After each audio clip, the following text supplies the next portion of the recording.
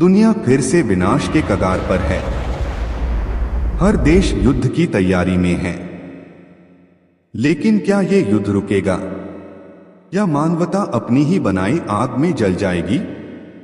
नमस्कार दोस्तों, मैं हूं उमेश और आज हम बात करेंगे एक ऐसे रहस्य पर जो आने वाले समय में पूरी पृथ्वी का भविष्य तय कर सकता है।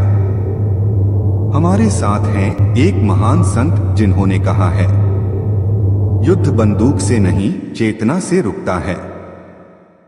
आसमान लाल हो चुका था। धरती का तापमान अब इंसानों के दिलों से भी ज्यादा गर्म था। हर देश अपनी शक्ति दिखाने में व्यस्त था, लेकिन कोई ये नहीं देख रहा था कि धरती अब थक चुकी है। वो कराह रही थी, वो पुकार रही थी और इंसान बहरे बन गए थे। तीसरे विश्व युद्ध की आहट अब सिर्फ खबर नहीं थी, ये हर हवा, हर लहर, हर सांस में महसूस की जा सकती थी। राष्ट्र एक दूसरे पर निशाना साध रहे थे, पर असली निशाना तो मानवता थी। इसी आग के बीच एक कोना था, जहां कोई युद्ध नहीं बल्कि मौन था। वहां एक साधक ध्यानमग्न बैठा था, आंखें बंद, शरीर स्थिर पर चेतना जागृत। लोग पूछते थे, महर्षि, जब दुनिया जल रही है तो आप शांति में कैसे बैठे हैं? उन्होंने धीरे से आंखें खोली और कहा, युद्ध बाहर नहीं होता, युद्ध तो भीतर से शुरू होता है। अगर भीतर शांति हो तो बाहर का तूफान खुद शांत हो जाता है। उनकी आवाज में कोई गुस्सा नहीं था, सिर्फ एक गहरी करुणा थी, जैसे कोई पिता अपने बच्चों को समझा रहा हो। उन्होंने कहा, देखो, जब मानव अपने भीतर के भय को नहीं जीत पाता तो वह हथियार उठाता है, पर जब वह अपने भीतर के अंधकार को पहचान लेता है तो वही हथियार फूल बन जाते हैं। लोगों ने कहा, क्या इतना आसान है विश्व युद्ध को रोकना? साधक मुस्कुराए, हां, पर मुश्किल ये है कि इंसान अपने भीतर झांकना नहीं चाहता।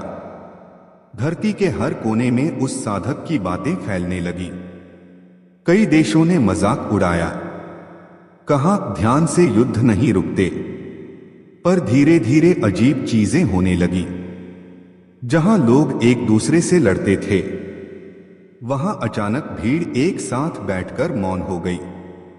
एक शहर में जहां मिसाइलें तैयार थीं, वहां सैनिकों ने हथियार रख दिए, क्योंकि उनके दिल में अजीब सी शांति उतर आई थी। किसी ने कहा, ये ध्यान की तरंगें हैं। किसी ने कहा, ये ईश्वरीय योजना है। पर सच्चाई ये थी कि मानवता पहली बार खुद से मिल रही थी। महर्षि बोले, अगर करोड़ों लोग एक साथ शांति में बैठ जाएं, तो युद्ध की ऊर्जा खुद ही समाप्त हो जाएगी, क्योंकि विनाश की जड़ अज्ञान में है और ज्ञान ही उसका अंत है। धीरे धीरे पृथ्वी का तापमान घटने लगा, बादल फिर बरसने लगे, पक्षी लौट आए, हथियारों के शोर की जगह भजन की ध्वनि गूंजने लगी। साधक ने अंतिम बार कहा, युद्ध किसी देश के खिलाफ नहीं, बल्कि अंधकार के खिलाफ है। जब तक मानव अपने भीतर प्रकाश नहीं जलाएगा, युद्ध फिर लौट आएगा। और फिर वो मौन हो गए। उनका शरीर वही था, पर उनकी चेतना धरती के हर कोने में फैल चुकी थी। आज भी जब कोई व्यक्ति ध्यान में बैठता है, तो उस साधक की ऊर्जा उसके चारों ओर महसूस होती है। और कहीं दूर धरती अब भी वही सवाल पूछती है, कैसे रुकेगा तीसरा विश्व युद्ध?